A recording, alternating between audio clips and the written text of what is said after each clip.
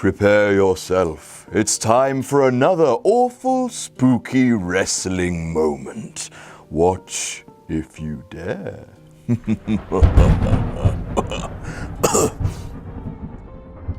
When discussing the best, worst things in wrestling history, most people go straight for the Shockmaster. Oh, the Shockmaster, he's so funny. He wore a glittery Stormtrooper's mask and fell out of a wall. I mean, it is really good. It is really good. It's good, bad wrestling, but it's not the best. People who say it's the best are idiots and street urchins. Let me explain to you why today's entry is the best, worst thing in wrestling of all time. It's the Yeti! Ron Rice, or maybe Ron Reese, I'm not quite sure how his surname's pronounced. Ron was brought into WCW by virtue of being a very, very tall man. He made his first on-screen appearance on an episode of Monday Nitro encased in a block of ice, but made his proper debut at Halloween Havoc 95, where he was the Dungeon of Doom's insurance policy. And now I'm going to break it down like DX and explain to you why the Yeti is the best, worst thing in wrestling history. Not just in awful, spooky moments, but in the history of the industry that we all know and love, the Yeti. Let's break it down, let's go. Sorry if I get emotional, this means a lot to me, it means a lot. First, let's address the elephant in the room, Tony Schiavone's call on commentary. For reasons unknown to everyone but Tony himself, and maybe he doesn't even know, Tony decided to call the man ostensibly known as the Yeti as the Yeti! Could it be? It's the Yeti! Where on earth did he get the A from? Where did he get the ending, the Y from?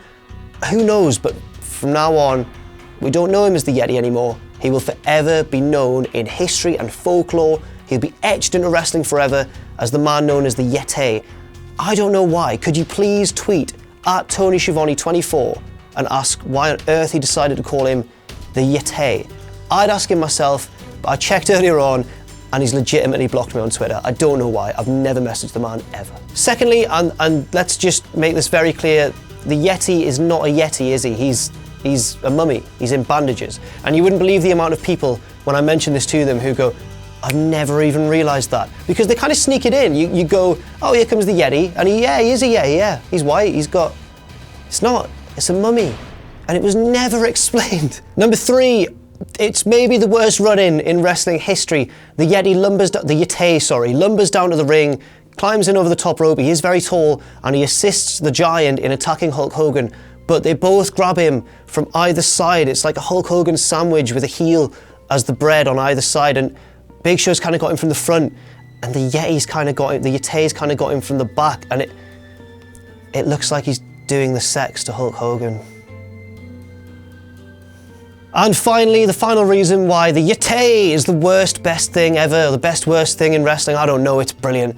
The aftermath. Because perhaps realising that the Yeti didn't actually look like a Yeti, WCW decided to change his attire and make him more appropriately Yeti-like, which is fair play to you, WCW, for trying to, remedy your own f***ing mistake. But instead of dressing him as a Yeti, they brought him out for subsequent appearances as a ninja, or a super ninja warrior, to be more exact.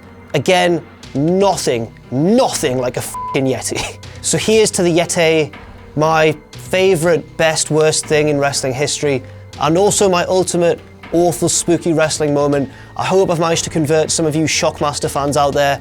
Tune in tomorrow for Adam Blompier's last one.